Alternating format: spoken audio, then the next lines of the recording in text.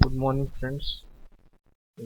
Today we are going to see the second part of Unit 4 Impact of Jet. Okay. In the last part, we saw the examples of impact of jet when the plate was stationary. Okay. In that, we saw three types when the plate was a flat vertical plate. In the next case, we saw when the plate was flat inclined plate, and in the third case, we saw about the curved plate, but in all the three cases the plate was stationary. Okay, so now in this part we are going to see impact of jet on the plates which are moving, which are not stationary. Okay, so we see this is a pipe with a nozzle at its end. Okay, from the nozzle the jet of water comes out with a velocity v. Okay, and it strikes the plate. This is the plate, but the plate is not stationary. It is moving with its own velocity u. So what will happen? It will go forward. It will be moved forward due to this jet of water traveling with a velocity v. Now let v is equal to absolute velocity of the jet. Let u is equal to velocity of the flat plate, and let a is equal to cross section area of the jet. Okay, now we'll see some important points which you have to consider before we derive the equation. Okay, first is the velocity with which the jet travels is v, that we know. As the plate is moving and is not stationary, it has its own velocity u. Okay, hence the jet will not strike the plate with absolute velocity v as in the case of stationary, but in this case it will strike with a relative velocity v minus u, where v is the velocity of the jet and u is the velocity of the plate, because both are traveling in the same direction. Okay, so the jet will not strike the plate with velocity v, but relative velocity v minus u. Okay, right. Now the mass of water jet striking the plate per second for stationary plate was rho a v. In the case of stationary plates, it was mass flow rate. It was density into area of jet into velocity of the jet. But in the case of moving plate, the mass of water jet striking the plate per second, or mass flow rate as we call it, it will be rho a, density into area of jet into velocity of jet minus velocity of plate, that means relative velocity. Okay, now we will derive the equation.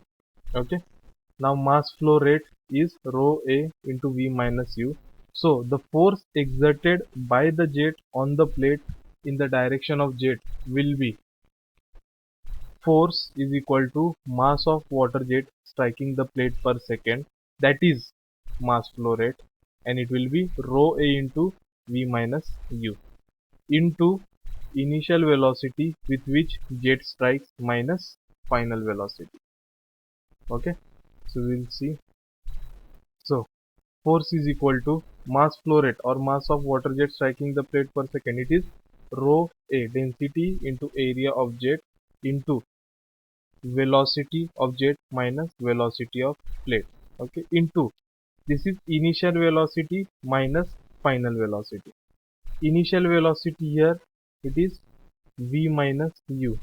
Okay, relative velocity with which the jet strikes the plate, and final velocity is 0. Why is the final velocity 0? Because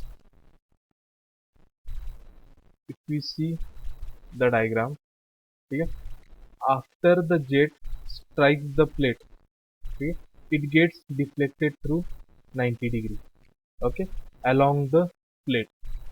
So the final velocity of the jet in the direction of jet, it will be 0. Okay, so